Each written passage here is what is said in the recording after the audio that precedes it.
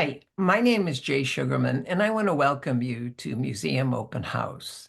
This ongoing series features and highlights many of the outstanding museums and other cultural institutions.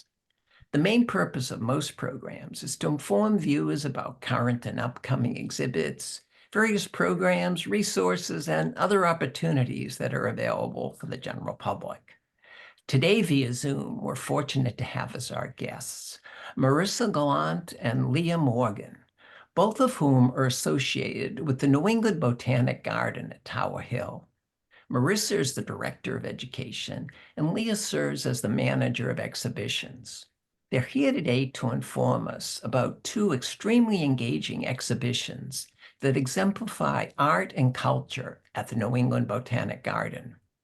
We'll first hear about and view Horticultural Heroes, a fascinating exhibition that features portraits by local artists of diverse leaders in the fields of horticulture, gardening, botany, and conservation, who champion their causes throughout history. Next, we'll find out about the always much anticipated annual display of orchids, which is the focus of Pixels and Petals, an orchid exhibition recently opened showcase that combines the vibrant world of retro video games with the delicate beauty of orchids. As you can see, we have a lot to cover today, so let's start by meeting Marissa and Leah. Welcome. So delighted you're both able to be here. Hi, Thanks for Jay. having us. I had the wonderful opportunity to visit both exhibitions over the weekend, eager to find out more and have you inform viewers. To that end, Marissa, would you please start by sharing what inspired the Horticultural Heroes display that's incredibly fascinating, and how did that develop to where it is today? Absolutely. So the exhibit was first commissioned in 2018, and then it was displayed for the first time here at the garden in 2019. And the original collection included 20 portraits. So the whole idea behind the exhibition was, we're a botanic garden, so we really want to showcase and celebrate unsung figures in horticulture, botany, conservation, agriculture, food justice, and more. And we really wanted to show how their contributions shape our world. So we put a call out to local artists to interpret the stories of these individuals and ask them to celebrate their legacies through the portraits that they would create. And so this year, we're really excited to be able to expand the exhibition by 10 portraits, bringing our total up to 30. So we have heroes, both historic and contemporary, all representing diverse voices in the world of horticulture. Fabulous, fabulous. Leah, how were the artists chosen? And then after that, the different individuals that are featured? Yes. So every time we do a new exhibit, we try and think about like who we want to represent. And for this exhibit, we wanted to reach out to our local artists. So we put a call out to artists on social media and on our website. And we had people apply and show us what they wanted to portray. So they would choose the horticultural hero that they wanted to portray in the media that they wanted. So after we got the applications in, we chose the artists that we thought would represent the heroes the best, which was a lot of fun. And before we did that, we actually gave them a list of heroes that we wanted them to portray. So we had a list of 20 to 30 that we did a lot of research on and put that out there to them and let them choose their top three. And then based on their media they do and the hero, we kind of combined the two and chose 10 for this year, which is a lot of fun. What were briefly some of the criteria that you had in mind for the eventual selections? That was a hard one. We opened it up to anyone to apply. So we had students, we had trained artists, and really we wanted to see a variety of different media types. And we wanted to know that they had the skills to be able to do the project as well. So people put in their portfolios. So we had some really amazing artists that applied. And really, when it came down to it, we probably could have chosen like 40 more people to do the project. But I think we chose the right group of people based on their media types and their skills and, their stories that they wanted to tell with artists. Yeah. Well, we want to take advantage of our time and enjoy a selection of this year's uh, featured paintings. And this first one we have here is Anne Spencer. Could you share a little about her and artist involved? Sure. Um, I'm not seeing the picture. Hold on just a second. Yes. All right. So this was done by Digi, and she's a local artist. She's a mixed media artist, and she chose this hero to portray for many reasons. But we really liked that her style kind of matched Anne. Uh, and this one in person is really interesting because you have a lot of reflective materials and you see the some of the plants that Anne Spencer liked to work with. Marissa, before we move on, would you just share a little bit, please, about Anne Spencer? Definitely. It's so great to share the stories about these heroes and share the stories that most people aren't familiar with. So Anne Spencer was an African American poet, teacher, librarian, civil rights activist, and she devoted her life to improving social and economic conditions in her neighborhoods for the Black community. So she was really an integral figure for the Harlem Renaissance, which was a cultural and artistic movement that celebrated the contributions of Black Americans in the 1920s and 30s. And so she had this beautiful, beautiful garden space at her home that she opened up to the Black community. And it really became a gathering space for folks to come together and share their stories and connect with one another. And it was really an integral part for that movement during that time period. You know, that's what really impressed me about this whole exhibition. These individuals, much more than people who just had an incredible garden or horticultural display, but true change makers, explorers, heroes, Absolutely. really fascinating group. And continuing, Leah, would you please just share a few words about these horticultural heroes and the respective artists? Sure, sure. So we have Junius George Groves. He was known as the potato king of the world. He built his legacy out of outproducing all other potato farmers. He was born into slavery. Groves arrived in Kansas in 1879 during the Great Exodus of formerly enslaved peoples. George was a self-educated man and started to sharecropping. And he did some inventions that helped really produce a lot of potatoes. And this artist, you could see all the varieties, excuse me, of potatoes that she portrayed, even gilding them. So it was a great way of portraying the Potato King. The artist is Brady Wolcheco. This one is quite stunning in person. Mhm. And the other person featured in the image. So we have Janine Barrette. I'm not sure if I'm saying that right, but she was a French botanist. She actually dressed herself as a man and went on lots of expeditions. She went to Brazil, Peru, and Bolivia. She was responsible for finding lots of plants, and one of them, the bougainvillea, which you see in lots of tropical places and in conservatories. And the artist who did this is one of our own, Alison Prokop, and she used Liano print. Wonderful, wonderful. Well, moving on, a word about these two fabulous portraits that are featured here.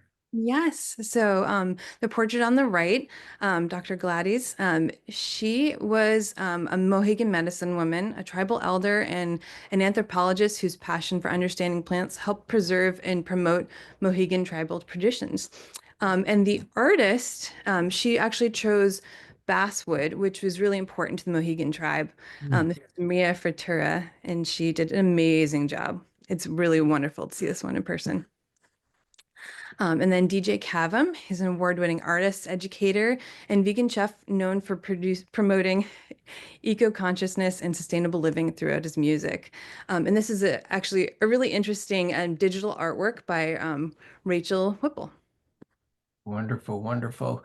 And both online and at the exhibition, you can find out additional background information, which really exemplifies the portraits and makes it come alive and sensible, even more than just enjoying the artistic beauty. Marissa, has the exhibition encouraged any new initiatives at the garden? Absolutely. We've been able to, as we already talked about, first of all, grow the exhibition. And another great part of Horticultural Heroes is that it's actually designed to travel.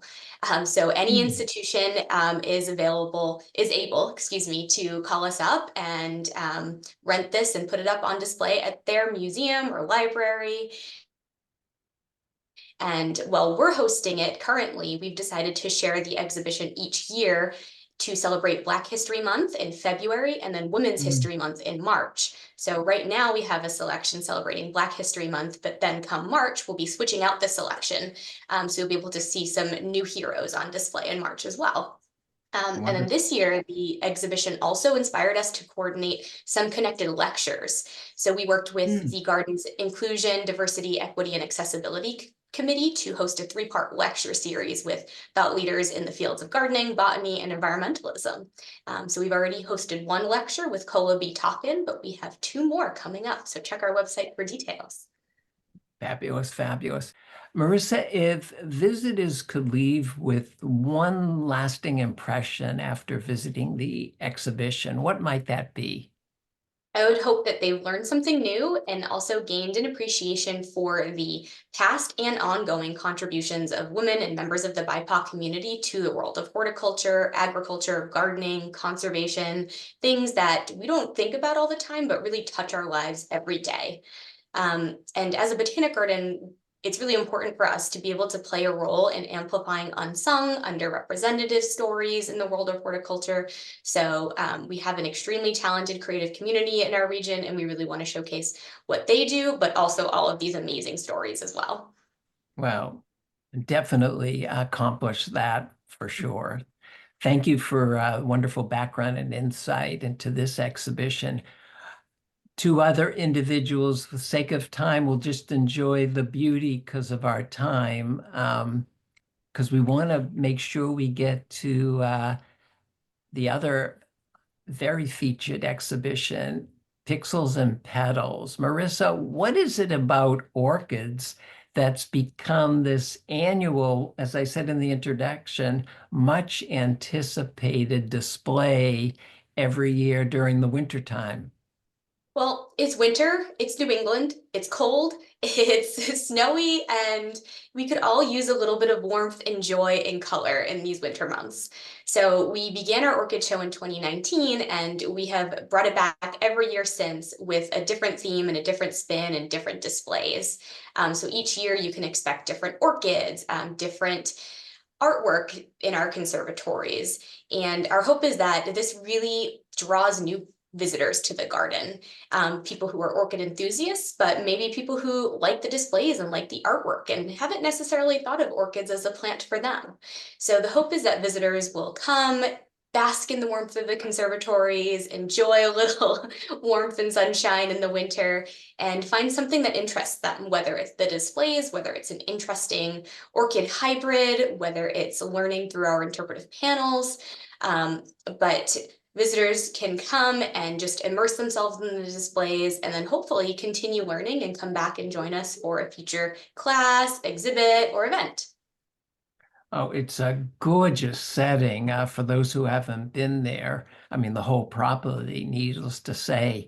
And just the enthusiasm of the other visitors, observing them as well as when I was there, the incredible array, over 2,000, I believe, orchids on display. Um, People were just so excited about, I think, anticipating the yearly visit, as well as the layout that you've done this year that I thought, thinking of other years, even, it's hard to say surpassed, but I thought the way it's laid out this year was especially inviting and attractive, um, especially in the connection to the retro video games. Speaking of that, Leah, how was that theme come up upon this year, blending retro video games with orchids? A very creative collaboration connection. Would you say a little words about the thinking and planning of that? Sure, sure. So, every year we try and come up with a new topic or a new way of showcasing the orchids. And this year, I believe we started talking about AI, which is very a hot topic right now, and art. And somehow it evolved into pixels. And then we started talking about 8-bit graphics and how far it's come. Video games came up. So like iconic heroes of retro video games, orchids and the natures are nature's ultimate adventurers. They have leveled up and evolved and adapted to thrive in nearly every environment. So we really liked the combination of, the advancement of technology and orchids. Mhm. So it was a funny combination, but we really liked combining it, especially with the bright, bold colors, and orchids are bright, bold colors. The exhibit invites visitors into the world of orchids and immerses them into larger than life displays inspired by the pixelated charm of 8-bit and even 16-bit graphics. We wanted to surprise our visitors and combine the nostalgic charm of retro video games with the delicate beauty of orchids. We want to bring something fun and bright and different to our visitors. And I feel like this is a pretty different way of looking at orchids. Most definitely, most definitely. Were there specific video games that influenced the design of the exhibition? Yeah, yes, absolutely. So first was Tetris, which you can see definitely in the orangery, and also Mario. We have some warp pipes in there. I grew up in the 80s, and these were, the beginnings of video games, and the ones that I like the most. It's the retro charm. We had some blocky designs and bright colors, pixels falling from the ceiling. We wanted them to be dripping with orchids, and orchids bursting out of the top of either the structures or the warp pipes. So you can see everything we did was combining the structures with the orchids. Mm. And even the orchids after dark, we ended up lighting a lot of these structures from within. So you'll see a glow of an arcade during the nighttime for our orchids after dark. Fabulous, fabulous. Could you share a little bit about the process of creating the exhibition? What goes into the placement, the design, the steps involved, particular challenges, especially with the collaboration connection with technology, video games? Yeah, yeah. So it's quite a long process. We meet throughout the entire year with our horticulture team, especially the conservatory crew, and we work together to think of ways of displaying them. So we come up with our theme, and then we come up with the structures, and then we think about the layout of the conservatories. So we want to make sure that there's enough space for people to get through. We want to make sure that there is orchids everywhere, and we want to make sure that there's a good flow for people to be able to be in the spaces. So the interesting thing about this design, with blocky structures and orchids, the very linear lines versus the very non-linear lines of nature. So it took a while to kind of work through the design process of how we're going to do this. But I think we actually came up with some of the easiest ways for us to be able to display the orchids, which was really I was very unexpected. So all of the big blocky structures, I made these mesh baskets. They are able to just put the orchids in, and they are very safe and secure and easy for our horticultural crew to be able to install. So out of this like very interesting challenge of technology and linear lines and orchids, we came up with our best way of displaying the orchids for us. So I think that was a interesting challenge that at the end ended up being uh, our design challenge project worked well for us. How do you go about obtaining all of these orchids? Just a little sense of the different individuals, venues that you collaborate with. Yes, so we work with different orchid suppliers, and our horticulture team looks at what they have and that they're able to have in stock. They put in their requests of what we want, and then knowing that there are lots of other people looking for orchids this time of year, we kind of get a variety of different ones every year, which is really exciting. I feel like this year, the variety of orchids and the uniqueness of them is the best that we've had so far. Every time I walk into the conservatory, I'm seeing a new orchid that I haven't seen before, which is a lot of fun. What do you think this type of display encourages visitors to appreciate about orchids and ecology that they might not necessarily in another setting?